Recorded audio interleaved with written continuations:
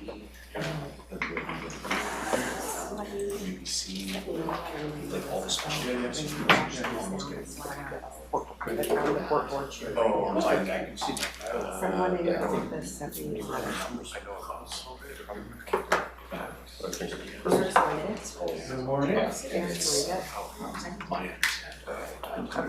We can, I know, but okay. But they understand, okay, it looks like you guys want just from my board fairly quickly about it, and I don't know. Good morning, everyone. I'd like to call the Mayor's Leaders Table to order. Our clerk today will be Ms. Nicolina Verkar. I'd like to recognize we are gathered on the traditional territory of the Samick First Nation. Today's Mayor's Leaders Table will be held in accordance with the Community Charter and Council Procedure Bylaw number 2018, number 7272. I don't think anyone's joining us electronically this morning. First item on the agenda is the introduction of late items. Ms. Verkar? Thank you, Your Worship. Agenda item 5B, progress update on the Compass Initiative Nanaimo Charter, adding presentation from David Vitti, Mayor's Leaders Table member, regarding accord linkages. That's all. Very good, thank you. And I also want to recognize the presence of Councillor Himmons behind me. Motion for adoption of the agenda is amended. Moved Mr. Whitty. Well, I'm not going to go formal, Dave, but Richard did said all those in favor. Any opposed? Motion for adoption of the minutes is circulated. Moved Donna, seconded Bob. All those in favor? Any opposed? None. Motion carries. And the first item on the agenda is pre-zoning for social housing. Delighted to have Cassia Began, community planner, with us this morning. Just sit here. Ms. Began, yeah, you can sit down. Just like Beverly Hillbillies, set a spell, take your shoes off, make yourself at home. Good morning, everybody. My name is Cassia Began, so community planner for City of Nanaimo. We're going to go through an initiative today. It seems like we have a bit more time, so I won't rush it. I think you'll have some pretty good feedback to provide. But from this committee, because we're going to be providing a survey out to the general public, if you have any insights on when you're hearing this presentation and you have some thoughts on how to maybe communicate the somewhat technical topic to the community, that would be much appreciated. Okay. Oh, right. Wrong button. Turn it off first. Oh, yeah, right. Thanks, Natalie. Can you advance that? She's turning. Oh, I'm pressing the wrong button, not the middle one. Okay, so this is council priority action in the Integrated Action Plan, and the action reads, complete an analysis of urban center and corridor land use designations with the objective of pre-zoning appropriate parcels for affordable housing. So what we mean by pre-zoning is that you would not be required to go through a rezoning. The land would be as of right rezoned or zoned for that development. So that action item includes the term affordable housing. However, what does that mean? And so as part of the permissive tax exemption policy that we worked on a few years ago, we looked at redefining that term to non-market housing, which is more commonly used now, looking at other jurisdictions across North America. And so just for the purpose of understanding what non-market housing means, it's defined as a range of housing options where the cost of housing is lower than the cost of market housing due to some level of subsidization. So it's a very broad definition. And under that umbrella, there's three types of housing: social housing, supportive housing, and shelters. But for the purpose of this project, we're only going to be focusing on social housing, not the other two. And so how do we define social housing? And so currently, how we're proposing to define it is permanent housing that is subsidized to be lower than the average cost of private market housing. Individuals and families live independently with no on-site supports. So this is housing for everyday people, nurses, your delivery truck drivers, healthcare workers, just housing for everybody. In terms of how we propose to apply this program, because we have over 2,000 parcels within the urban centers and corridors, and we have a range of zones, everything from R1 single family to waterfront zones with no maximum height or density. And we're still looking to update our zoning bylaw to come in compliance with city plan policy direction. The proposal is to use an overlay approach. So what that would mean is, as the owner of a parcel, you would still be permitted as of right to develop under the current zoning. However, this would be an incentivized approach to where if you would like to, you could apply for the overlay zone. So this would be in the general section of the zoning bylaw, and it would be a separate set of regulations that are simpler to understand, and those would be the conditions by which the developer would be subject to for this pre-zoning approach. So now I'm going to go through the parameters of how this overlay would be proposed to be drafted. So in terms of applicability, like we mentioned in the priority action, we're looking at primary urban center, which is the town, the secondary urban centers, which are 6 of those, mixed-use corridor, and residential corridor. We did look at expanding it further, but I believe for this pilot, it's a good start. In terms of what uses would be permitted, because we are drafting a new zone, technically, the principal uses are obviously social housing. That is the intent of this program. However, the proposal is also to allow market housing, and that is to help subsidize the cost of the social housing units if that's the choice of the developer. And also because we're looking at areas where we want to achieve complete communities with ground floor retail and institutional uses, the proposal is to provide a curated list of other uses that could be optional for the developer. In terms of proponent eligibility, so what are the eligibility requirements for a proponent, i.e. landowner and or developer, to qualify for the pre-zoning overlay? First would be that the land could be owned by both a for-profit or non-profit proponent. The dwelling units would have to be operated, however, by a government agency, non-profit housing provider, and or housing co-op. So that is just the market and non-market dwelling units, not the commercial component. And then the capital costs of the development must be funded in whole by a federal, provincial, and or municipal government. And the reason for that is as you'll see in the next slide, we're not looking at defining affordability. We're looking to default to the funding program as the definitions of affordability tend to change year after year. Go ahead, Mark. Is it appropriate to ask a Please. question? Is there a reason that 1 didn't include government agency? Is that a choice? So three's got the idea of federal government. So number 1 doesn't envision a government agency. Well, I guess I would consider a nonprofit proponent a government agency. Then it separates in 2 and 3 government agencies. True. So I just. That's a good point, yeah. I guess we'll have to see how we draft the regulation up, but that's a very good catch, thank you. Well done, Mark. It's those legal skills once a year. Oh, if only you were paid like lawyers in the big towers in Vancouver. Bob? Could I just ask about the reason for the capital cost by have to be funded by government at some level?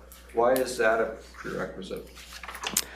So, like I mentioned, because the level of affordability, what we've heard from the nonprofits is but dependent on the funding program. If we define affordable housing to say 10% below market, and then the funding program has a different definition, then those projects wouldn't qualify from our understanding, speaking with the nonprofits. And so if we just tie it to capital cost funding, then it just defaults to what the definition is as part of that funding program. However, we have been engaging with nonprofits and co-op housing providers, and I am already hearing that at times there is a need to fill a gap in terms of the increasing costs of a project potentially because of the lag and maybe the time to develop it, to provide private equity. So this is simply a proposal right now. So if you do have a thought that maybe directly tying it to 100% of the capital funding of a government program is not ideal, then please let us know. But then we have to be careful of how we define social housing and the level of affordability. I welcome a chance to have a longer chat with you about that with my Lena's Housing hat on. Okay. Because we've actually arrived at a different conclusion that we simply can't bring enough housing to the market to rely solely on government funding. Okay. So Yeah, and that was discussions I had with them 2 years ago. So we were meeting with nonprofit housing providers, the development community on March 5th. And so we're hoping to hear from them then, but maybe, yeah, that has changed since I spoke with them 2 years ago. But yeah, I appreciate that. Dave? Yeah, I enjoyed your presentation. I wonder if there are other groups out there, foundations, for instance, in Canada are starting to look at significant funding of non-market housing. I just wonder, putting Mark's hat on, whole or in part. Right. Rather than just whole, because I think that it's really limiting. I think there will be opportunity for others than government and others outside the private sector. Okay, Foundations for sure right. in the country are going to start doing this. Okay, that's really helpful. Thank you. I think Cassius pointed out a good point, and I'm going to give compliments to Mark again. There's a bunch of smart lawyers like him who are figuring out how to fight their way into getting the funding, and a bunch of smart lawyers on the government side figuring out how to turn down applications. Hate to be critical, but Okay, let's move on. In terms of the tenure, so what category of housing is permitted for social housing units? Is it ownership and/or rental? The proposal currently is to focus on rental, simply for the social housing units. We know there's a need for ownership units. We've heard that from the development community. However, in order to manage the ownership units, that's quite a bit of staff time required. And we currently don't have a housing authority, and we have a great need still for rental. So the proposal for the pilot is to begin with rental and then see how it develops over time. However, for the market units, those could be rental and/or ownership. Affordability levels, we kind of got into this already. What level of affordability do the social housing units need to be? So for example, do they need to be 10% below market, rent geared to income, deep subsidy? And so as I mentioned, if we tie it to one of those three options, it could exclude quite a bit of funding opportunities. And so the proposal currently is to not define specific affordability level and instead defer the funding program requirements. So we'll have to talk about that in terms of if we're opening up to private capital. Perhaps we link this definition to CMHC rates, and as long as you're meeting or below CMHC rates, perhaps that's an option that we could look at for this program. So also seeking feedback on that.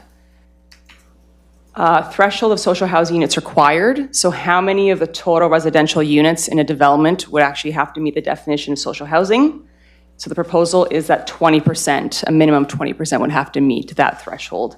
The remainder could be market units. How are we going to secure the social housing units? So what tools should be used to secure pre-zoning conditions such as tenure, affordability level, term, and operation? We currently use housing agreements. The proposal is to continue using those housing agreements to secure all of the conditions of this overlay zoning. And what's the term for the housing agreement in terms of the need to retain those units as social housing? The proposal is to use 60-year term, and that is most commonly used currently in the city of Nanaimo and other jurisdictions as well. Development conditions. So what development conditions such as building height and density would the development be subject to? And so currently, because we don't have a zone that aligns for our urban centers, we had to do some architectural testing. And based on that architectural testing, we've come up with some development parameters. These are just the two of many in terms of looking at setbacks, looking at lot coverage. But the proposal is generally to align with the policy direction for city plan for urban centers and corridors.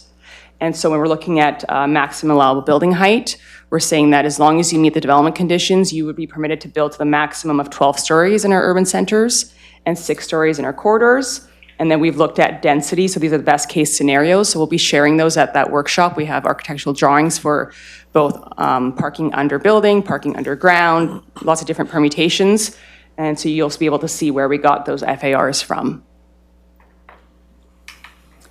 So in total, how many parcels will be subject to this overlay? We're looking at 2,022 parcels. So 534 of those parcels. Once again, this is quite detailed, but it's because there's such a range of zones.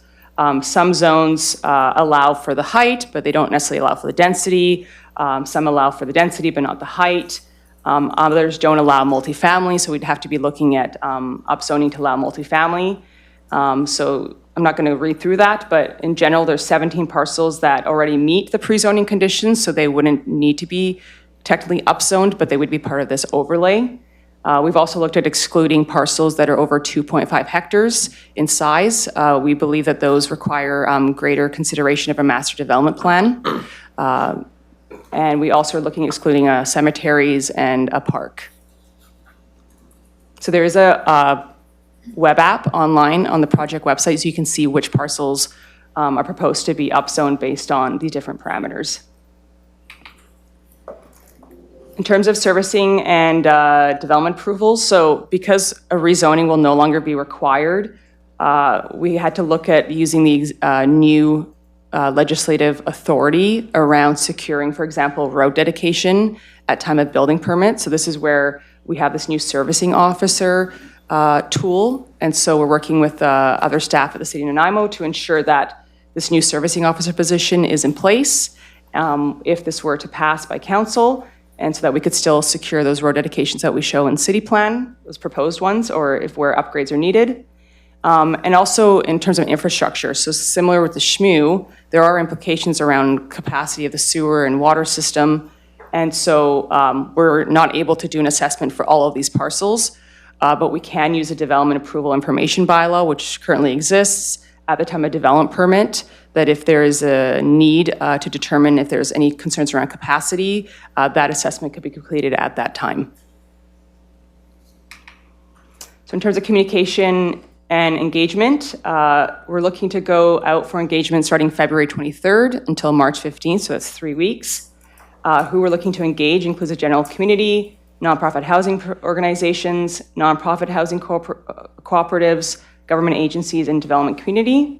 And in terms of the communication tools, we're looking at a project. We have a project website, e-notifications, media release, social media, the workshop that I talked about, newspaper ads, and an FAQ page. We're also creating a video. We worked on it yesterday and finishing it off today, just because this topic is quite complex. So we're trying to create a video that just for the general public, it's about 30 to 45 seconds long, to just get a sense of what this project is about. And this is the project website, so soon there'll be a link to the survey for the general public, and that concludes my presentation. So yeah, we're just here. We're starting engagement February 23rd, and then we'll be doing bylaw introduction spring of 2026. Thank you. Questions? Mark, please. Cassie, thank you, that was great. Sorry, I was in the worst place. No, it's all good. So when it says the institutional use, I think on the second slide, like Yep. this, so I'm just thinking of the school district as an Yep. example. So in our long-range facilities plan, we envision the idea that if someone approaches us, we would be open, theoretically, to the idea of housing, because the idea it's going to make students, right? So Yep. if you have a declining enrollment future in the south end, more likely than the north, you know, we would be open to that. Would a school, like, would a just institution, is that going to be on the list? Yes. It is. Yeah. Dave, and then Richard. Yeah, I really enjoyed your presentation. Some really solid work and rationale. A couple of things. I guess the one thing I'd say in the residential corridor, it's 6 stories. I mean, I've looked at this stuff upside down. It's a huge amount in social media now. I think 4. You can do lots of density and really quality stuff in 4. Some of the 6-story stuff that's being built on in these corridors is raising all kinds of concern. It's just that extra 2 stories just hammers it. I just was in Victoria. I always do walk-arounds, right? And there was a 6-story put in a spot that just looks like a sore thumb. Another one at 5 with a step back. Yep. That seemed to work. 4, ooh, just fits in, right? So because you don't want to have one that kind of bites you in the back because you've kind of pushed that. And I think step down, not 6 and 12, but 12, 6, and 4. I really urge you to take a look at that. And, you know, I'm a great believer in doing some design examples anyway to see how it fits and take some examples. But I think you'll find that that's probably the way to go. And I had another one. I mean, it's a fundamental question, but you know, having a minimum of 20% in a building, I wonder if there shouldn't be a maximum. Because one of the things with social housing, the way we do it here, there's a stigma. See somebody walk in a building, social housing, they go, oh, they're poor people. You walk around Basel, Switzerland, you have no idea because they mix it up. You have a doctor living beside someone who's got social housing. So it's fundamentally a very different way of doing it in Canada. But it's worth maybe thinking about. And I don't know what it looks like because I've never run the numbers, but there's something to be said when people are housed mixed with others. it just works so much better. Like honestly, in Switzerland and in Finland now, you really don't know. Finland do some smaller social housing, full social housing, but by and large, it's an attempt to mix people together. Just a thought. So, sorry, just for clarity, because right now the proposal, it could be mixed use. Pardon me? Right now, the proposal is that it could be mixed use, but you're saying there should be a maximum that it can't be No, I'm not saying 100%? should be, just saying think about it. But Because I it- don't know, I haven't run the numbers Okay. here. I just know in other places it works, but maybe it doesn't work here. I don't know. Okay. Yeah. But you're saying we should not allow a maximum 100% social housing units? I'm not saying, I'm not saying that. I'm just saying take a look at it. I Okay. don't know the answer. Okay. It's just, I built my practice around looking at what others did. Okay. And applying that, and usually it was successful rather than just coming in and saying, this Okay. is what I believe should happen for what it's worth. But Okay. no, I don't know the answer. I'm just suggesting maybe Okay. take a look at it. I'm sorry, I had one more thing. Oh, yeah, I think that question around, and I agree with you, the affordability is at 10% below or whatever, that's a number that will be challenging, probably, again, ranges depending on what the numbers are, say, with regard to particular developments, but some really solid analysis, so thanks for that. Thank you. Thank you. Before I go to Rich, I have to comment on something. Many years ago, when I was much younger and my hair was darker, I had a discussion with Rich Coleman, who was then the BC Liberal Minister of Housing, and had this discussion around subsidized housing versus subsidizing the income because of the exact point that Dave's raising. You know, we talk about ghettos, we talk about, you know, and what do they call them in England? Not the project. Projects? Is it the term they use in the council estates? Yes, thank you. And he was leaning more, and he had control of housing peers, he leaned more towards subsidizing the income. So that, again, the Basel example, and there wouldn't be some kind of stigma attached to it. It's a very interesting And I concept. say, in Germany, that's what they do. They don't have social housing. They subsidize. That's what they do. Richard, sorry. Thank you, and just, I would be remiss without following up on Mark's comments around involvement in the consultation process with the university and our housing programs and our especially our off-campus housing programs. Making sure that we align. Number one, you know, one of the biggest decision factors for students in coming from a distance is availability of housing. So of course, we're building our new residence, and then the ability to offer, you know, below market housing for students would be a key thing, especially within a radius of the university in particular. So just wanted to, it is a key enrollment and recruitment factor for us as well, availability of off-campus housing. Okay. Thank you. Thank you. Bob? Yes, I just wanted to thank you and your colleagues very much for moving ahead with this initiative and doing it in a timely fashion. It's hugely important to our community, in my opinion. And to the issue that Dave touched on about some stigma around social housing, your little description about, you know, the fact that it really is aimed at workers as well, might be worth kind of working into the presentation. Workforce housing doesn't necessarily fit perfectly, but it is workforce housing and to a large degree. And I think it's worth trying to tackle that, because there is a perception that social housing, you know, is not something you want in your neighborhood. But when you talk about the fact that it's for people who are working, providing the services that you need, it's a different story. So that might be one thing you could work into the description somehow.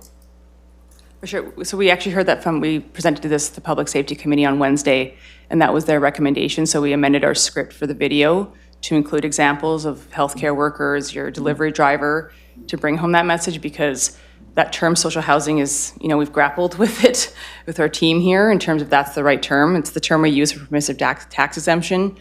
So I wanted to keep in line with that, so we didn't have to amend that policy. But it may end up being called non-market rental or non-for-profit rental. But I think irrelevant of the term non-market or social housing, we've asked, you know, many people now, what term do you prefer more? And I can't get a consensus. So I think it's more, like you said, Bob, it's making sure we define it the right way. And we were in front of one yesterday, and it was amazing. Like, we saw families coming in, we saw seniors coming in, we saw a whole range of people coming in and out of that building when we were filming. And so I think that's the message we're trying to convey, is this really is housing for everybody. And we're not talking about, historically what people associate with social housing. And that's why we're trying to do that mix as well. So it's a mixed market building like we're seeing in the 2020 Estevan, which is the one example we're using in the video. It's a really great example of a mixed-use building with social housing in it. Yeah, thank you. Anyone else? No? Thank you very much, Cassia, Lisa, Thank you. Jeremy. Fabulous. Yes, and so apologies if you did not get the March 5th workshop invite, but I may have left VIU out, so please let me know if I did. Apologies if I did, but it would be really great to have your input. So we look forward to seeing you there. Thank you. Thank you very much. The next item is progress update on the Compass Initiative Nanaimo Charter. Donna Hayes, please. Your worship, thank you very much. I believe everybody at this table has participated in pretty much all 4 sessions that we've held on creating the accord and working on the working document. Colin and I have had a lengthy discussion about what today's presentation looks like, so we're not actually going to give you a copy of the accord. I myself actually have not reviewed a final review of what Dave and Colin have worked on or the working document. Instead, we're hoping today we can generate a conversation about the what next steps are once we have those documents finalized and sent out to the committee.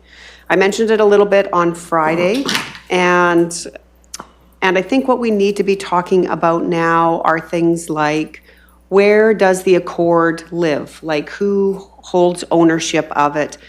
Because once the document is created and everybody's signed off and we're all enthusiastic, we don't want to be the big hurrah, we all celebrate, and then what happens? Where is that document 5 years from now? Where is it 10 years from now? Where is the living document as it moves forward? And so there are clearly 2 distinct things that are happening at that table. One is the creation of the accord, and I think we're pretty much there. We'll be sending that out fairly soon for everybody to take a look at and get sign off from their various organizations. We want to recognize that we understand you got to go to your boards. I know at the port, we got to go to our board and get sign on. And then the second piece is there's the living document piece that we worked on this past Friday that looks at projects, what the major projects are going to look like, what implementation of that looks like, and what the outcomes of those projects look like. I can share what I think my feelings are, but really this group needs to, I think, make some decisions, and some of those decisions are actually going to come, I believe, from the mayor himself. Well, council Or council. I believe the mayor represents council, yes. doesn't control it, though. Doesn't control it. Sorry. As is obvious. Oh, am I speaking out loud in a public place? Sorry. And so the reason I want to talk about these things today is because I believe the work and the impact of the work that we have been doing together as a community is going to create opportunities and conversations at various levels. So I believe there are going to be opportunities at the provincial government, for instance, to leverage the work that the Accord has done and the projects that are mentioned and that we're working on together moving forward. I believe there's going to be rollout at the federal government level. I know that at the port level, I am back in Ottawa March 9th to 11th. I'm actually there for Fair Care and I'm there for the port.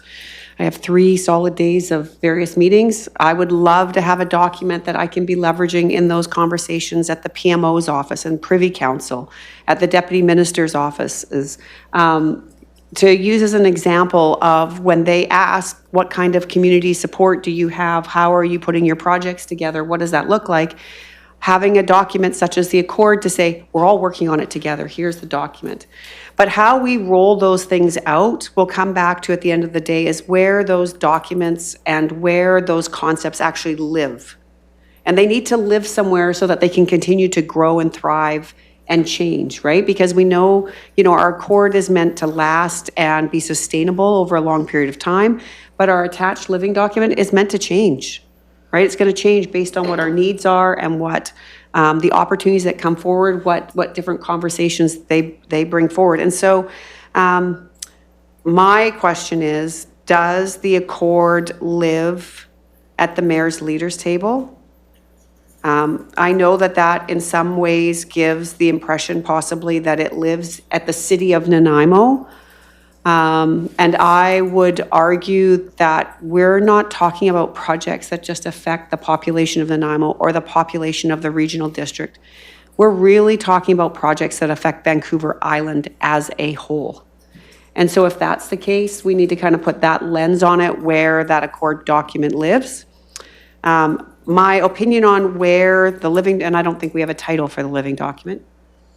No, we don't, where the Compass Initiative living document lives. My personal opinion coming to this table is that it actually lives at our Prosperity Corporation. And the reason I think that is because a huge amount of opportunities for our community are going to grow out of that document, that as individual organizations or that organizations as a whole will be able to support and work on, but who actually goes out and finds the people we need or the business we need or the whatever mechanism we need to support, possibly maybe writing grants or other applications at other levels of government. Like, where do all of those things culminate and come together? And I think there's a role for our Prosperity Corporation to play. But these are just only my opinions of the process. And so today what we were hoping, Colin and myself were hoping to do at this table is generate some of those conversations so that when we are ready to go before City Council and when we're speaking to our various boards, we actually know the answers to these questions. Because I can tell you, these are the questions my board at the port is going to ask me. These are the questions at the hospital with our healthcare ecosystem. These are the questions they're going to ask as well, like who owns the Accord? Where does it sit to keep it alive? And who's implementing the living document and updating it and making sure, keeping our feet to the fire that we're not saying, hey, that was a great process, but there's no updates. There's no coming back to the table to update. Like, who's keeping that alive? So I want to put that out to this group today. And I know I didn't send you any questions ahead of time to think about it, but you've all been in the process. You've all participated.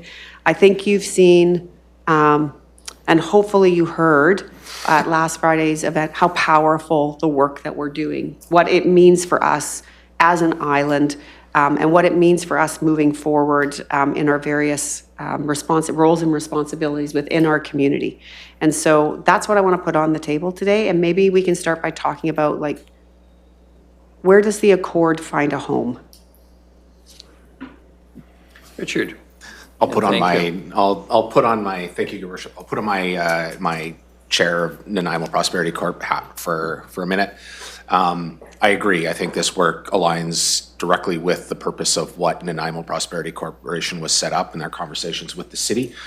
I think one of the key next steps, I'm supportive of it living with NPC. I think one of the next important steps with this, we have to consider the entire board of NPC. I know the 5 stakeholders have been at, again, the majority of the meetings, but making sure that we bring this to the Nanaimo Prosperity Corp board would be an important next step for us before we jump in and say, yeah, this is what it is, because we'll need to get that board support. I don't think it'll be an issue, but it'll help us. As we're trying to going through a governance process right now, it'll help us form how that governance structure looks like for Nanaimo Prosperity Corp. My question to Richard then is, do you believe the Accord lives there and the living document? Or is it that the living document for implementation lives there? I mean, I know that the Prosperity Corp is not necessarily signing on to the Accord itself. Should they be a signer to that document? I think this is a great discussion to bring forward to the board and get some input. And I'd be interested to hear from this group to answer your question of what levels live within NPC. I'd be happy to talk through that with this group and so that we have a clear understanding of what we're going to the NPC board to look after and look at. David, sorry. Yeah, I really like the idea, Donna, and I think we talk about prosperity, we talk about prosperity. And the Accord is about full-on prosperity across all areas. So it has to rest somewhere. And this group, not speaking for the mayor, is that at the whim of the mayor. So whoever's the mayor, it may or may not exist. So you're right, we need to have a place. And Richard, yeah, you're right. Absolutely take it to the board and see, but hopefully both parts of it rest there, and because it needs a strong implementation arm. And, you know, you think about what an opportunity for the Prosperity Corp itself to have this as one of its legs, be a really strong table. So, yeah, I like the idea a lot. So it'd be great to hear what you find from your board, yeah. Mark, please. I like the idea. My only concern is that each organization here is somewhat insular in the sense that we serve our own interests, and I know the city serves its own interests as well, but it has the widest tentacles, and it's just that if the not regime, but you know what I mean, like the next election and the group around the table changes and this idea is outside of the council, like I worry that if the council doesn't have some ownership on the idea, that it might weaken it. But I'm kind of okay either way.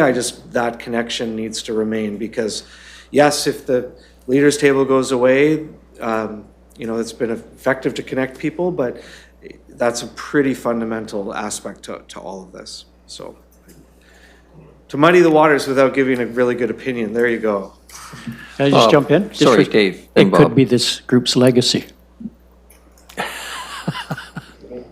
Well done. Bob? Well, I'm very supportive of the concept that the document should live with Prosperity, and I think, Mark, your comments, is important, but I think we should keep in mind that City of Nanaimo is a major shareholder in Prosperity Corporation, so we'll continue to have significant influence there going forward. So I don't think that connection would be lost quickly. So I agree with the comments around the table and would be very supportive of it living with Prosperity. And I do agree it needs to be a living document, so. Donna? Thanks, Bob. So I want to come back to that, there are two documents. So are we saying that we want both the Accord and the living document that has no name yet to both live at the Prosperity Corporation? Okay? Okay, and then is there any, well, I guess based on the structure of the Prosperity Corp, most of us are shareholders in that already. Okay, and I'm anxious to hear what the mayor's comments are. I'm going to be very tentative, maybe it's my cautious nature. On the charter, I think I'd want to see the wording before I said, oh yes, let's give it to the Prosperity Corp. With respect to carrying on the work, I think the Prosperity Corp is the obvious choice. And I say that, and Mark, I'm going to respond to Mark's point. He's quite right. We often look at making decisions based on the personalities involved, and I'll give a compliment to Mr. Sansfield, who's with us this morning. I suspect some of us are leaning towards the Prosperity Corp because of his leadership, and God forbid, he won't live forever. But you know what I'm saying, honestly, I mean, if there's a change of leadership, maybe poorly phrased this morning, maybe our views might be different. One of the reasons I lean towards the Prosperity Corp, indeed I'm quite supportive and commented at the meeting the other day that obviously the city's going to have to consider some further funding, is that I expect it will be a little more nimble than the city government. And the reason, it's not a criticism, governments by nature have to be cautious. Governments are not businesses. Governments don't function the same way. Whereas the Prosperity Corp, I suspect, can be a little more nimble and responsive, and I think that's a positive thing. So probably yes for the charter, definitely for everything else without question. I think there is sort of a consensus around that. Mark's words are timely, though, and I appreciate that. But as Bob's pointed out, the major players are at the table, and by the major players, the ones that represent a significant part of the economy. Let's be candid about this. I mean, a number of significant employers, that have a, how shall I say, a handle on the community, whether it be the number of students coming in, either at the post-secondary or the secondary primary level, et cetera. So I think it's great, and I'm very excited and couldn't be more pleased, actually. It will be the legacy. Richard? I'm wondering if I should ask this question, because this is going to sound like a very naive question, and I don't want to upset anyone. But, we're talking about, if there's a regime change or whatever. I guess for me, I'm kind of wondering from a stakeholder's perspective, or like the port or the health authority or the university or Synamic, how much of that regime change impacts the plans? Is the port going to stop their vision for the port because we have a new city council? Is the university going to change? Is the hospital going to change because we have it? I look at it as it's an opportunity for us who have these plans to help city council and bring city council on what, again, as our mayor alluded to, we've got our ear to the ground. We know what's happening, and we've got these partnerships. So it's an opportunity for us to help bring that new council along. So I'm not so much, this is why I like the idea of I agree with the mayor, the charter needs to get looked at, but NPC's involvement in this, because we are that sustainable piece, regardless of the council change, we're still going to be doing our work. Yes, they are, to Bob's point, a major influencer as it comes to that. But again, we bring the opportunity to educate a new city council as to why we've gone in this direction and how we've involved the community, and this is what we're hearing about. I think that's a really great comment, Richard, because I know at our healthcare tables, we keep talking about how can healthcare get out of a political cycle, right? Our healthcare is pretty much determined by a political cycle, and it's wrong. And so my one question is, and this is just my own ignorance of how the Prosperity Corp is set up, is it set up at the pleasure of City Council? Do you know what I'm asking? Because I agree with this group that both documents are going to live with the Prosperity Corporation. That's great. But does the Prosperity Corporation only exist at the pleasure of council? Can a change of, I know this table exists at the pleasure of the mayor. Thank you very much. But, next council may make decisions that this type of table does not exist. Could the next council make a decision that the Prosperity Corporation doesn't exist? I won't look to Mr. Carr or Richard necessarily, but and I expect they will have comment. My lawyer instinct tells me absolutely. That's the nature of the beast. There's nothing permanent in this world.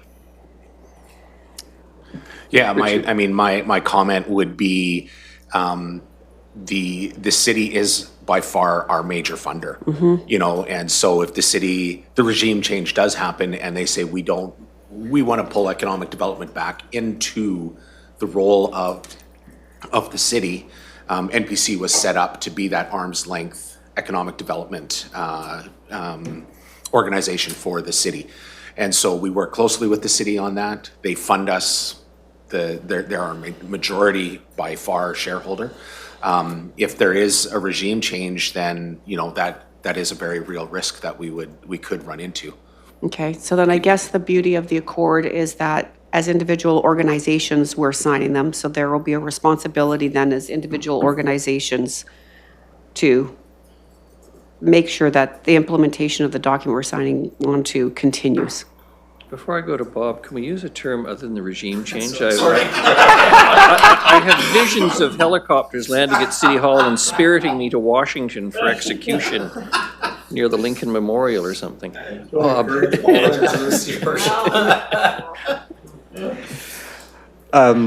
I just wanted to maybe review a bit of history here. So regrettably, the Nanaimo Economic Development Corporation was dismissed by the city council of the day. And as one of the members who sat around trying to design whatever the new Prosperity corporation would look like. It was very specific that we wanted to have multiple shareholders, so no one shareholder could pull the plug. So I do think the structure that's been created with multiple shareholders, even though the city is the major funder, has some resilience to it, and so hopefully it'll be an enduring organization. Well said. Should we go to, Donna, are you satisfied with I'm what's been said? satisfied with that. And I just want to clarify, what I'm hearing is that the Prosperity Corp is going to be home to both obviously, we have to speak to the Prosperity Corp ahead of time. And then the only other thing I want to quickly address is that, and Colin and I have talked a bit about this, I'll be working with Colin about what the rollout, once everybody is signed and what that piece looks like, what are the next steps in the rollout, which is obviously all of us speaking to our various boards. And I don't know if that's a presentation to the boards or if we're each going to handle that ourselves. There obviously have to be a presentation to council as one of the signers of the accord. And then we're going to have to do some strategic planning on what other rollout looks like. So are we meeting with our local MLAs, for instance? I know that George Anderson has been like, why am I not at the table? And I'm like, just wait until we have something that we can present to you. So what is those next rollout steps? So we still do have a bit of work to do once we've all agreed on the document and what the living document looks like, and then we need to do the rollout pieces. Thank you. If nothing further, Colin? Donna has given the presentation, that's what it was.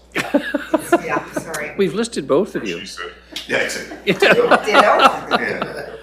All right. Then Dave, Oh, did you? yes? I don't know if you want a motion out of that discussion or not, if that's appropriate at this point, but. Go ahead. Don't speak up. Say, what are you thinking? Don't be shy. Thanks, Your Worship. I'll look to Ms. Ricard about whether this deserves a motion, like this is a consensus built out of the table, but whether that needs to go to council for ratification, I don't know at this point. Might be premature. Just a thought. I'm thinking we got to finish the process at the discussion at the Compass initiative, basically, I think before we, Donna, I look to you. I think my feeling right now, Bill, is that we complete the documents, we circulate them to everybody in the group. I believe we're going to have to call everybody back to the table one more time. And at that point, we'll have the agenda of what rollout looks like and how we're hopefully each of us can think about how we're presenting to our various groups. Like for instance, at the Island Health table, I need to figure out with that group who can sign that and what that looks like. So I think the group is going to have to meet one more time to have the proposal on who we're going to roll it out to and how we're going to do it. And then from this table, there would be a motion at that point where we've all approved the document, we've all approved the next scheduling, and we can go give a presentation to council in full because we did that to get their support moving forward. And then the motion will come from this table to that group. So when is our next meeting at this table? I know it's in my schedule, but I can't just. May 8th. So if we can come back to May 8th and have completed all of that, then a motion could come from this table and go to council, which along with the presentation. Yep. And then we will know what the next steps are, and then we can start having those other meetings with our MLAs and our MPs and those people to update them on what's happening. And the Prosperity Corp can have looked at it exactly, decided whether they want to be the home. Yeah. All right, Dave. All right. Thank you. If we can throw that image up, please. And can I get a little pointer thingy? Please. It's the middle circular button. Which one is The it? circular button's a laser pointer. Oh, the one I can't miss? You'd be surprised. Okay, so, just to begin, one of the things I found useful in the old days of practice when it's involved in, say, complicated development or designing a public open space or whatever, where there are a whole bunch of different actors, how do they come together? What are their relationships? And how does that inform making decisions with regard to kind of what goes where? So I've taken that idea, and Donna, remember you had your diagram and you had the links. So the purpose of this is to look at a way of rationalizing, because I think this is really important. At this table, we have a pretty good handle on and what are the important transformative projects. And I would suggest we need to also show some analysis that actually further verifies that that's the case. So I humbly present to you this. I've used this in the past many times. It works. The public actually understand this kind of thing. Hard to believe, but they do. Because it starts to show relationships. And I'm not suggesting that there aren't other relationships here that I might have missed. But the overall point of this is to indicate that, and for lack of a better terms, I've said transformative projects, first tier and second tier. So not, there are those that are fundamentally critical, and then others that are a bit more supportive, but still important to success of the conversation that we've had at this table. So, and where do I start when I start doing this? And so, if you don't get these in the right places to begin with, you have arrows going around in circles and all of this kind of thing. But on this one, actually, because I did a couple of these a couple of weeks ago and then just left them. And then after the last meeting, sat down and it actually came, honestly, this was not hard to do after the last conversation. Colin and I was a great conversation. And so I put down what I saw as the two big ones, NPA at the top, and then the tower down on the right, and then starting to play around with the relationship. So if you look at this, the width of the lines, so I didn't put it in the legend here. The width of the lines suggests a significant relationship, and the lines go down to a much lesser width. The smallest is VIU to the airport authority, because there's not really a significant link there, right? Really, but nevertheless there is.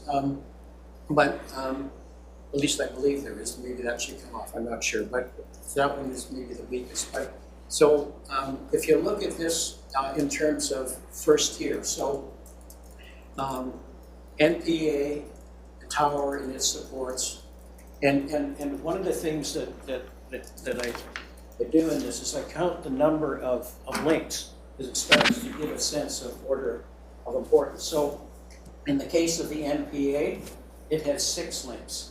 The tower and supports 5 links.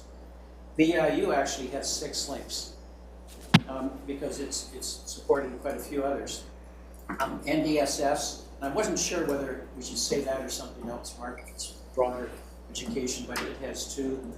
Rail has 5, interestingly enough, and I think that's really, and so does the airport authority. But I think hopefully this starts to show that we're thinking about economics, we're thinking about quality of life, health and well-being, that these are the parts of prosperity that influence the success of cities.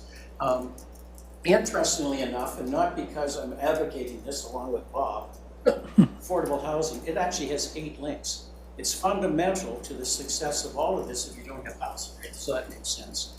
And now petroglyph, I didn't know what to call the lands. They do have a name title for it, so that needs to be replaced. But the one thing that brings that forward is that reconciliation notion.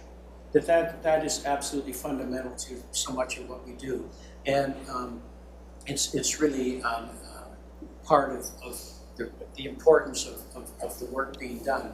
That will be, unless somebody can correct me, the largest urban development project the city's ever seen. I think the scale of it is just huge. So it is huge, and it has 5 links. So it's a major as well, and not because. So what I'm trying to show here is these projects are major not because we said they are.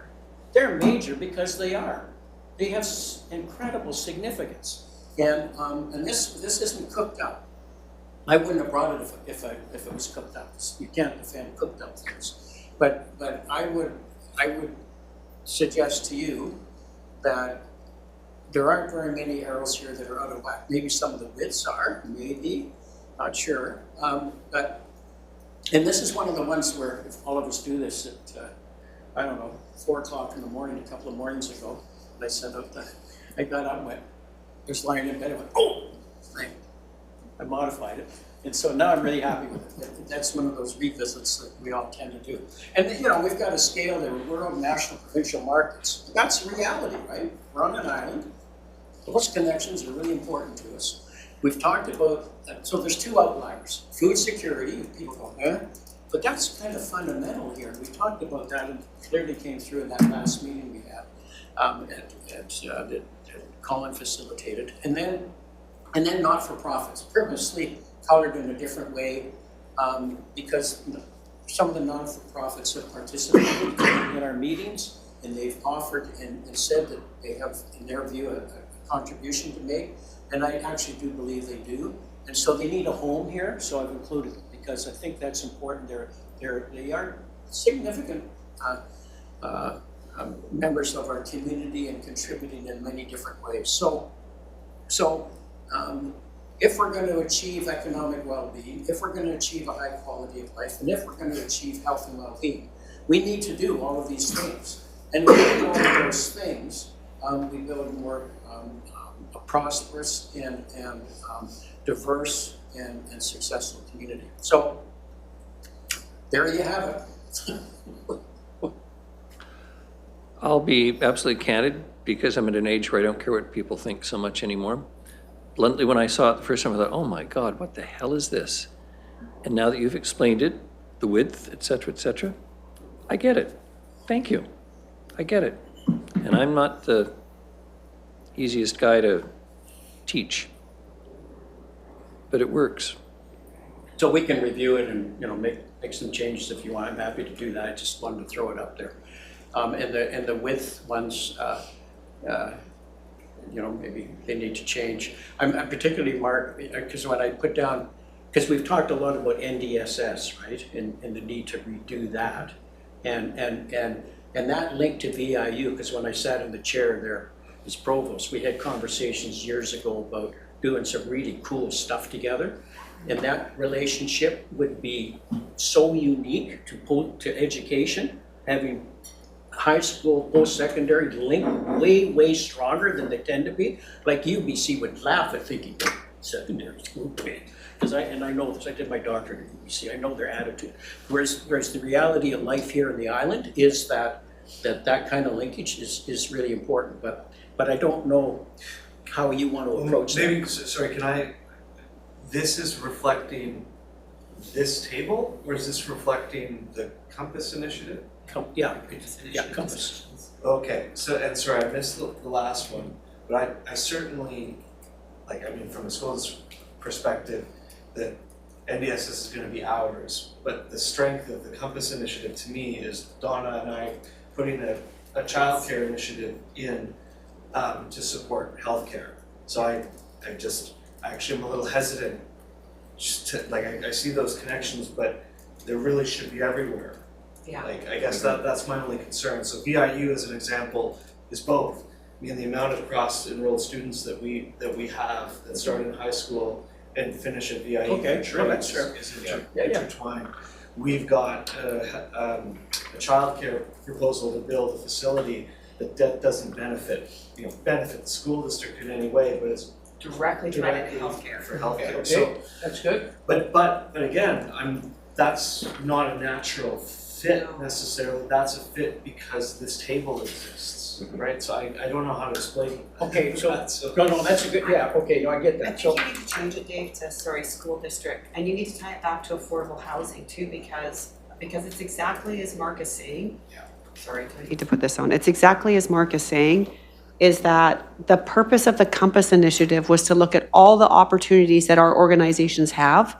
Like, I can say that right now, I myself am at least 2 housing tables that are a result of partially sitting at this table. That it's not me actually as a builder, developer. I probably will not build them necessarily. But it's because of these contacts and pieces that have come through this whole Compass discussion. And I think the point of the Compass discussion was to talk about what those different opportunities look like. And I think NDSS is, yes, a build-out, it's a project. I think all of us know, particularly those of us who graduated from there, know that needs to be done. But that title needs to be School District 68. And they're tying back into healthcare, housing, VIU, like health and well-being, like they're tying into all of those pieces. Yep, no, that's great. That's why we're having conversations, so, yeah, good. I have to comment, interestingly, the thin line between VIU and NAA. I seem to remember Mike McDonald telling me how important the business of all the folks flying in and out of Nanaimo for VIU was in the old days. Well, VIU, I think, is the airport's biggest client. Yeah. That's certainly what I understood. Now, that was a while ago that Mike was running the show there, but. For me, there's, sorry, Your Worship. And I was just going to say, and also, frankly, I mean, the feds have done their best to destroy that international students coming as well. Yeah. I think my initial observation, again, this is, and Dave, this is a kind of a knee jerk for me, is I look at, first, the first one that kind of set me off a little bit was reconciliation. I think reconciliation needs to be far more central. I think at the root of everything that we're trying to do is the reconciliation piece, right? Like if this, my concern is if Synamic were to see this and they're only seeing that 2 lines of this come from reconciliation, it would cause a little bit of an issue. I think reconciliation needs to be far more connected in all of this. And again, just putting on my VIU hat, I think, our direct line to quality of life is there. Our direct line to NRGH is there. I would argue our direct line to health and well-being is there. Number one social determinant of health and well-being is education. Economic well-being, I think the lines of and again, my bias, right? Like I appreciate I'm putting on that. I think if Ian were here, he would say the same thing about the port. Has to be, Yeah. that's one of our top concepts in Yeah. our strategic plan is reconciliation is part of Yeah. every conversation. Yeah. So, and those are just my off of the top. I think this is it's a good start and it's a good discussion. But yeah, I think there's a little bit more work that we can do on it. That's why I brought it. Perfect. I do believe, I've done enough of these, that it's important, if we sit at the table and say, this is what we believe, and that's it, if we don't show a demonstration a demonstrated analysis of where are those important connections, then I think we're not going to serve this well. Yeah, thank you. Donna? I just want to make one quick comment. My feeling at first when I saw this was the same as the mayor's. I'm like, what's going on? But I do have to say thank you for the presentation, because if nothing else, exactly what you've done and your presentation shows the strength of the Compass Initiative work that we've done. And the fact that the comments that are coming around the table from the participants today also clearly shows that the initiative is doing what we intended it to do and is going to have fantastic outputs. So thank you for putting this together, because I think it's becoming clearer, as we talk. I want to use Richard's comments and their links. They're linked to almost everything on the page. When you start talking about, they're linked to almost everything on the page, right? And so I think it's really, what you've done here is to clearly show that the work that we're doing is important, it's impactful, and the outcomes for that are going to be very powerful. And I thank, Oh, you're on. Look for the green. oh, there we go. I couldn't see that because I was there. Yeah, no, I appreciate that. So this is never meant to show all the relationships, because then you couldn't do it, right? It would be a web that would be silly. It is intended to show where those major relationships are, which then kick off a whole bunch of other relationships. So yeah, I'll take this back and rework it. It's just, yeah, and see what it looks like. But yeah, Once you explain it, it makes a lot of sense. But I've never been a Well, I don't have your background. But this is a design, obviously used a lot, interior designers use this all the time, but not all the time. Excellent. Any further questions or comments for Dave?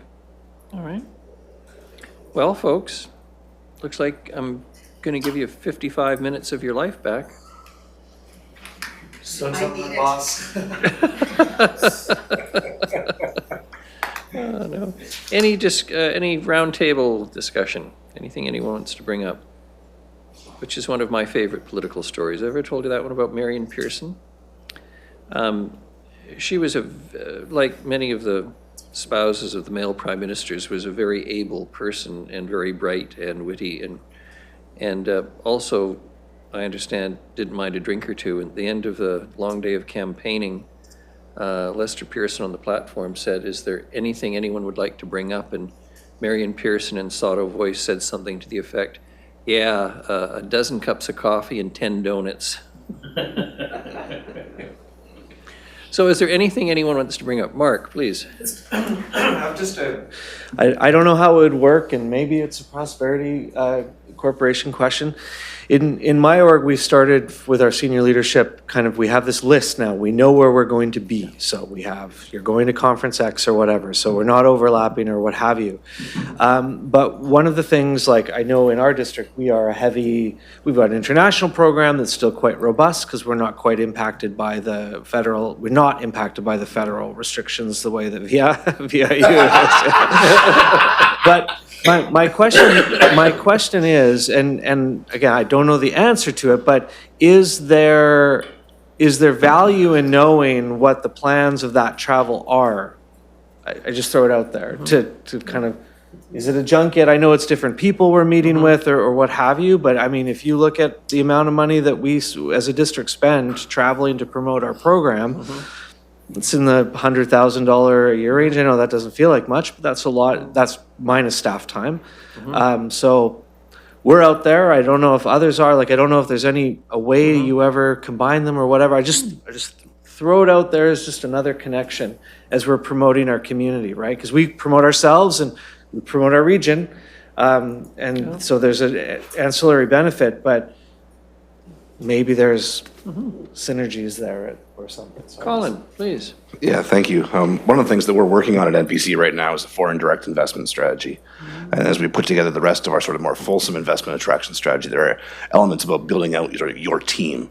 And so what does it mean to make sure that we're all aware of who's going where and that we have things like the Accord in our pockets so that when we're in those tables, in those rooms, in those different locations, that we're able to celebrate all the things that are happening in Nanaimo and invite people to participate in that. And so I think it's a really good comment that you're making and something that we'll think about how we can build into that. I can't recall the name of where we're potentially going to send one of our counselors, but the conference in Taipei. And part of that, a substantial portion of it, just for the conference itself, will be paid for by the Taiwanese government. But I think that's going to happen. There's a very good example where we're punting a counselor across the world. Sorry? Is it the Smart Cities Conference? Yeah, it's the Smart City Conference, and was it last year, the year before? Bill and part of his team were invited to Greece. Maybe you could just talk a little bit about that as another example. Nanaimo's really on the world stage, just the work that we do. As far as, we were part of a European Union funded program to bridge between communities in Europe and North America. So on several, it sort of came under the umbrella of the Green New Deal, but it sort of it spreads out much beyond that. Everything from circular economy to urban regeneration to nature-based solutions and food security, all sort of, and housing, all part of this ongoing discussion in large themed areas and in just workshop-y type study visits between municipalities. And so that program, there was a 3-year program that ended at the end of the year. Several staff, both Lisa and Jeremy went to Barcelona, Jeremy went to Toronto, talk about housing and innovative housing solutions there. Darcy and I went to Greece to talk about urban regeneration, circular economy, waste management, and parks management was a big part of it. And the Greek delegation came here to be hosted by His Worship. most graciously at one of a memorable dinner. But also, it was a really an excellent learning process, and that plugs us into a number of sort of international fronts. And the comment that I heard from the EU representative when we've applied for the next round, which is underway at the moment, is that Nanaimo punches above its weight on the international stage. So that was a really gratifying thing to hear. And it's so, you know, I was thinking, Mark, you're going and you're traveling, you're going to carry this company's initiative with you, right? And Dawn is, you know, already doing that in her visits to Ottawa. And so that's, you know, helpful. I don't know if that's what you were looking for, Your Worship. I don't do it anymore, but we're probably in 15 countries a year. Representing, selling, and literally selling Nanaimo, a little bit Ladysmith, because there's not a lot of space in Ladysmith for those kids, but, so, maybe a connection.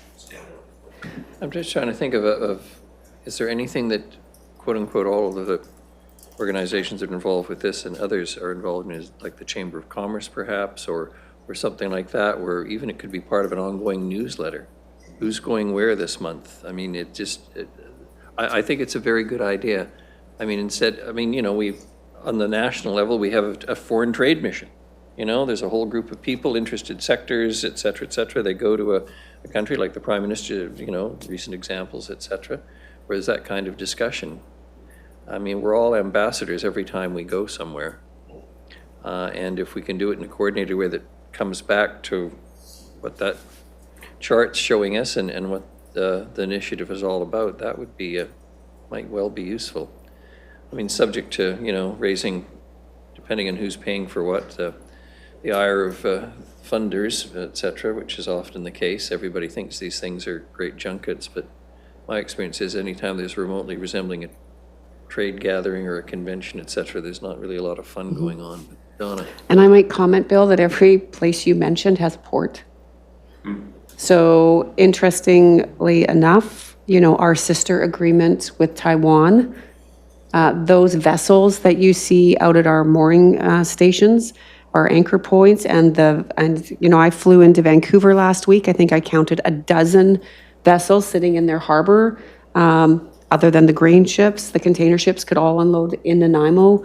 We're talking to those providers as the Port of Nanaimo. And if you're in those countries talking about Nanaimo, talking that you're a port city, we are looking at relationships with those cities and those countries. So I love Mark's suggestion, because education obviously would be, as he mentioned, but all of those places also have ports, and we're looking at having relationships with them and bringing their vessels here. So that's a great idea. Anything further, anybody? The next meeting is scheduled for May the 8th. So if there's nothing further, motion for adjournment. Move Dave, seconded Donna. All those in favor, any opposed? Carries. Thank you very much, everyone. That was a very interesting morning.